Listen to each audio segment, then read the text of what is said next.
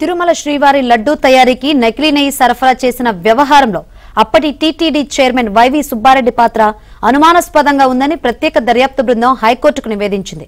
3 డైరీలు సరఫరా చేసిన నెయ్యిలో కల్తీ జరిగినట్లు తేలినప్పటికీ సుబ్బారెడ్డి అప్పట్లో ఆ కంపెనీలపై ఎలాంటి చర్యలు తీసుకోకపోగా ఆ తర్వాత కూడా ఆయా సంస్థలను ఆయన అనుమతించారని వివరించింది.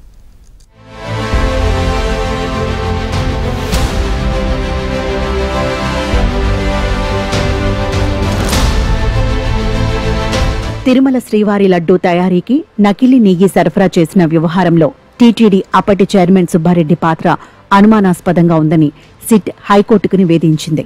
Premier agrifoods private limited, Vaishnavi dairy specialities limited, Bolebaba dairy సరఫరా చేసిన నెయ్యి కల్తీ జరిగినట్లు తేలినప్పటికీ సుబ్బారెడ్డి ఆ కంపెనీలపై ఎలాంటి చర్యలు తీసుకోలేదన్నారు. నెయ్యి సరఫరా చేసేందుకు ఆ సంస్థలకు అనుమతిచ్చారని వివరించింది.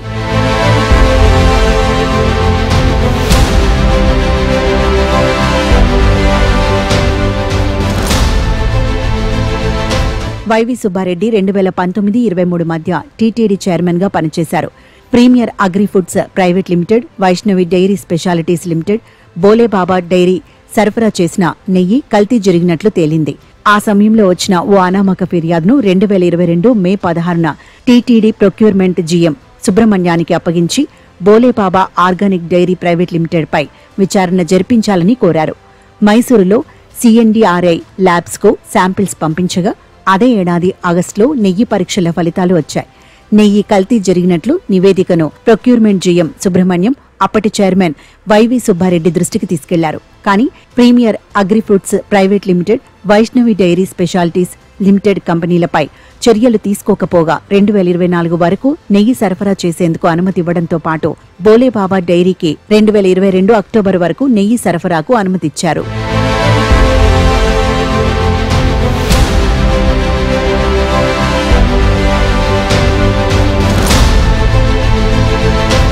బోలేబాబా డైరెక్టర్ పోమిల్జయ్ కైలాస్ చంద్, పిపి శ్రీనివాసన్ 2022 మే 25న వైవి సుబ్బారెడ్డిని హైదరాబాద్లోని క్యాంపు కార్యాలయంలో కలిసి పిఏ చిన్నప్పన కేజీ నెయ్యి సరఫరాకు 25 రూపాయలు కమిషన్ డిమాండ్ చేశారని ఫిర్యాదు చేశారు. అంతేకాకుండా ఏడాది పాటు ప్లాంట్లో ఎలాంటి తనిఖీలు నిర్వహించవద్దని కోరారు. అలాగే ప్రీమియర్ అగ్రిఫుడ్స్ ప్రైవేట్ లిమిటెడ్ తరపున అమన్ గుప్తా, వైవి సుబ్బారెడ్డి పిఏ చిన్నప్పనకు 20 లక్షలు ఇవ్వగా సంస్థ మేనేజర్ విజయ్ లుప్తా నుంచి 30 లక్షలు తీసుకున్నట్లు సీబీఐ సిట్ దర్యాప్తులో తేలింది. దీంతో సిట్ అధికారులు హైదరాబాద్ శ్రీనగర్ కాలనీలోని యాక్సిస్ బ్యాంకులో వైవి సుబ్బారెడ్డి, ఆయన భార్య ఖాతాలు, స్టేట్మెంట్ వివరాలు ఇవ్వాలని సిట్ కోరింది.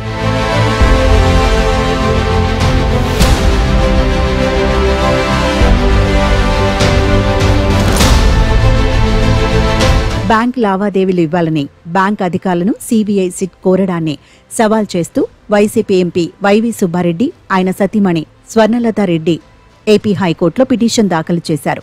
ఈ వ్యాజ్యంపై ఇటీవలి విచారణ జరిపిన న్యాయస్థానం కౌంటర్ దాఖలు చేయాలని ప్రతివాదులను ఆదేశించింది. ఈ నేపథ్యంలో సిట్ ఐఓ ఇటీవలి కౌంటర్ దాఖలు చేశారు.